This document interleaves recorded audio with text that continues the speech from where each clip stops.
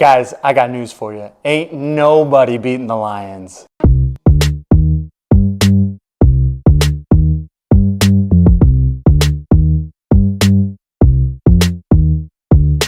Welcome in, everybody. I am Seth Floyd Hansen. This is the one, the only Seth Floyd Show, bringing you all the NFL action, recaps, little college football. Every now and then I've only done like one college video, but that's all right. Repping my Boise State tonight. Not a bandwagon fan. Dad's an alum. I went there for a couple semesters. Didn't play ball, but that's another story. It's all right. But man, ain't nobody stopping Ashton Jeanty. If you know, you know.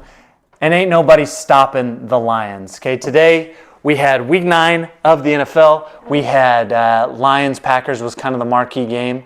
And I think that it's pretty obvious that the Lions are in a tier of their own in the NFC. There's nobody that's going to really go toe-to-toe with them. Not with how the 49ers are playing, and not with what we've seen from the Vikings or the Packers, okay? Now, I have said up to this point that the Vikings, to me, are the clear second-best team. For a while, I thought they were the first best. Then they lost at home to the Lions, okay? And then the Vikings went on to lose to the Rams. I know it was a short week on Thursday night on the road, but still, pretty shocking. And now, as I'm recording this, the last I checked, they were down 7-0 to the Colts. They have some weird things going on. Lost Christian Darrisaw. It's hard to see them continuing to elevate. I think they're a playoff team, but they look significantly different than how they looked to start the year in those first 5 games.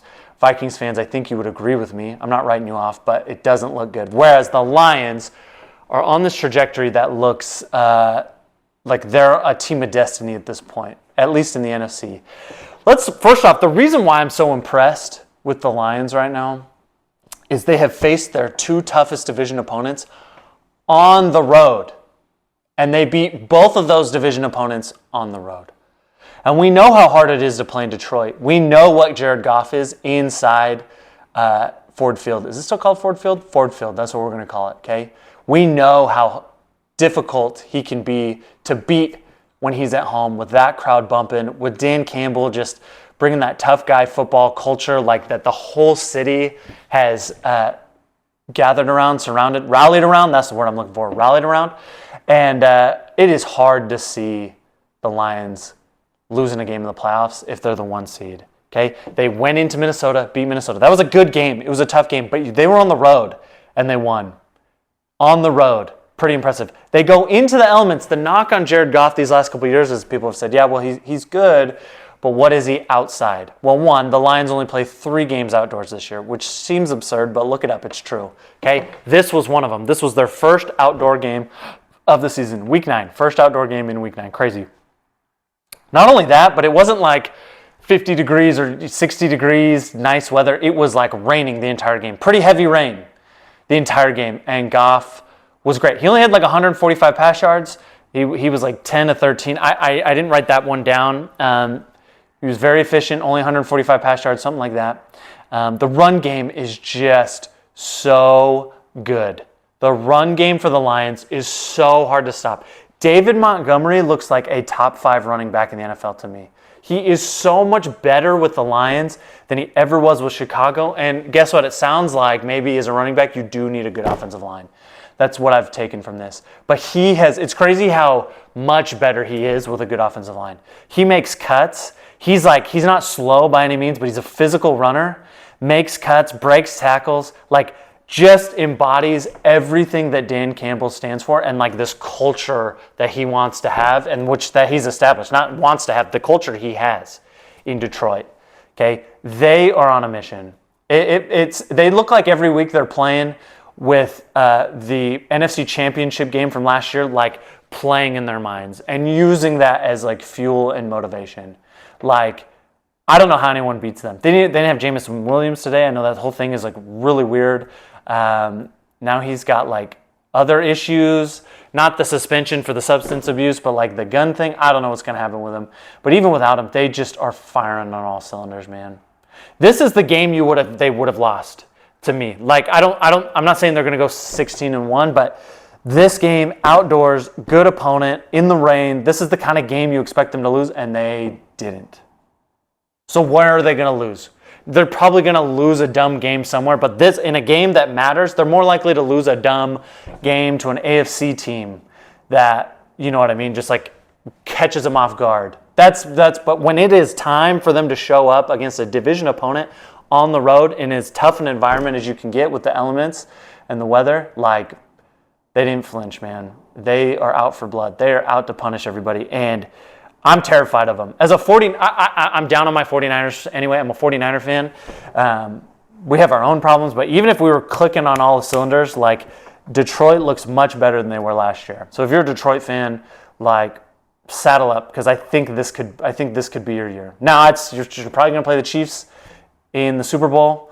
That would be my guess, and I don't know if I could ever bet against the Chiefs. But if there's a team that could beat them, it could be this team, because you guys are so good at all phases of the ball, all phases of the game, and you look great. Goff, 14 TDs, 4 interceptions on the year right now in 8 games. Mr. Efficient. I think that I don't know that he will, because I don't know if he'll put up the stats, but this is kind of the Brock Purdy season from a year ago, where he is at the end of the year, if the Lions are the 1 seed, like, how do you not have him in the MVP conversation?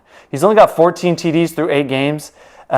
If he could get to 30 and have 30 TDs and less than 10 interceptions, like, I think he at least needs to get MVP votes. Don't know if he'll win it. There's a few really good seasons happening right now. Lamar's having another good year. Josh Allen, who I think the voters want to give it to, he's having a good year.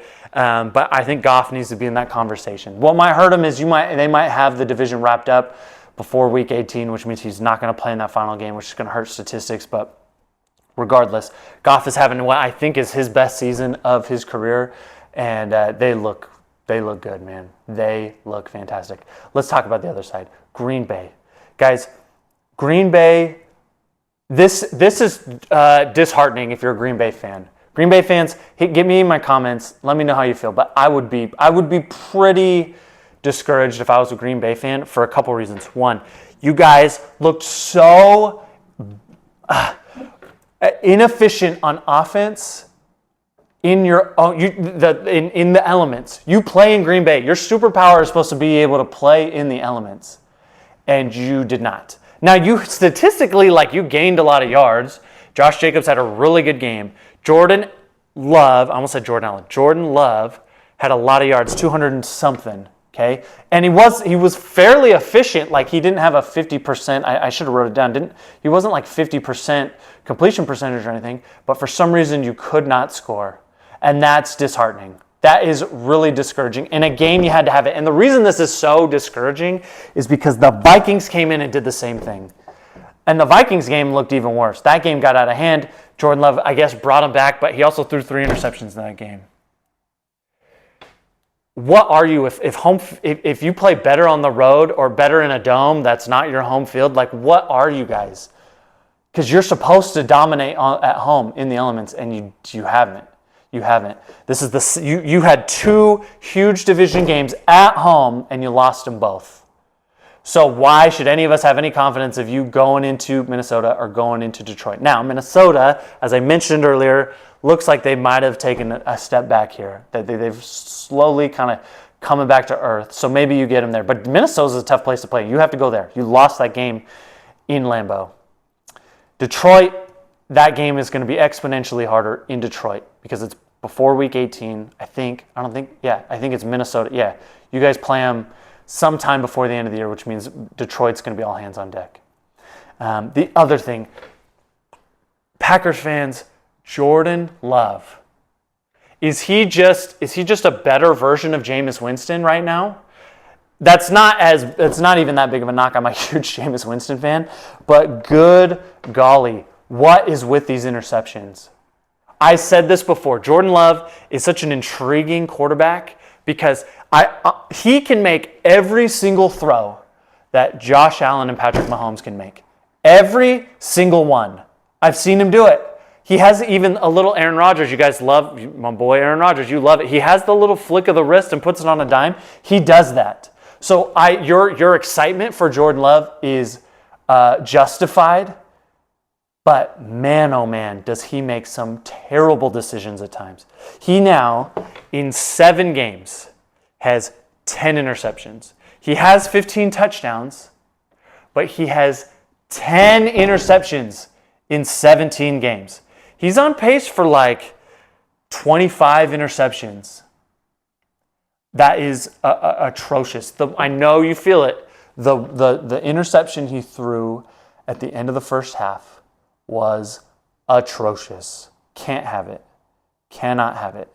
Okay, that game is a lot closer without an interception, actually. And the Packer defense played better in the second half, but I don't think you're strong enough on defense to be a true contender for the Super Bowl. Yes, you held them to 7 points in the second half.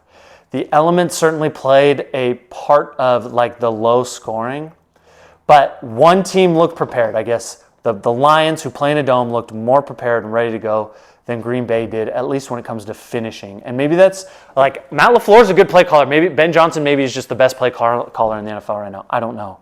But it is disheartening that Jordan Love continues to make poor decisions. Objectively, he doesn't protect the ball. That is not an opinion. That is a statement of fact. He has 10 interceptions in 7 games. Nobody would sign up for that. And if I told you that before the season, I said, hey guys, there's 7 games, he's going to have 10 interceptions, you wouldn't have believed me, or you would have said, man, he must be, the Packers must be under 500. So you could feel good about that. You're 6-3. But man almighty, 10 interceptions. And he's had a couple, he's had a few that have gotten dropped too, in my opinion, this season. But a lot of them, I guess 10 interceptions, a lot of times you might feel like, oh, it's pretty fluky. There must be some batted balls. There must be some of this and that. Like, I've watched most of these picks. You tell me if I'm wrong. I'm sure not all 10 of them were like directly to the defender, but man, a lot of them, the majority of them are like, dude, what were you thinking on that throw? Just like the one he had today. Just threw it to the guy, I don't know, I'm not sure what coverage they were in. They were playing right at the line of scrimmage, that defensive back. But it is disheartening. If Jordan Love, so these are my thoughts. You guys are a playoff team, okay? Probably a 6 seed, maybe a 7 seed, depending on how it all shakes out.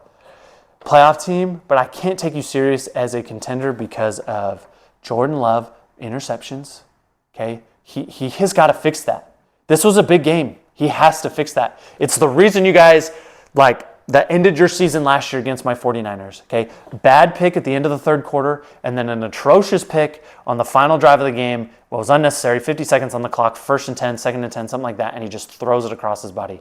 Like, if he can't get that out of his system and be more protective of the football, I can't take you serious as a Super Bowl team. And I still think you have problems on defense. I think if this game, and maybe you'll see it when they go to Detroit, this game in good weather, I think the Lions probably get the best of you and it gets out of hand a little bit as far as your defense goes. I could be wrong. Maybe that's just recency bias and I'm pumping up the Lions. Maybe the defense played a lot better than I thought, but I think you have some issues on defense. I think you almost lost to Jacksonville last week at home, and then you lost to the Lions this week at home. So I'm pumping the brakes on the Packers as a Super Bowl team, still think you're a playoff team. But that's what I think. I think the Lions, they look unbeatable to me. If this is the version of the Lions you're going to get these last couple of weeks, this is what you're getting from the Lions. It is Lions and Chiefs Super Bowl incoming. Maybe the Chiefs, their luck will run out, but who's in the NFC going to take them down? Philly's not for real. Unless the 49ers have a drastic turnaround, they're not taking down this Lions team. Washington is a great story, but they're not taking down this Lions team. Maybe the Vikings get you, but you're playing at home, but maybe the Vikings defense just has a game of all games and forces turnovers. I don't know. Right now, my bet would be on the Lions. That's what I got for you tonight. It was a great game, fun to watch. Lions fans, be excited. Packers fans, I'm sorry. I want you guys in the comments. Let me know what you think. Please like the video, subscribe to the channel. Let me know what you guys think. I'm covering a lot of things. I still cover a lot of 49ers content, but I try to hit other things too. Let me know what you think in the comments, what you want to hear. What do you want me to make videos about? And I'll do it for you. I work for the people, okay? Week 9's almost over. Got Monday Night Football, Chiefs, Bucks, and then we're already to Week 10. Crazy times. I'm out.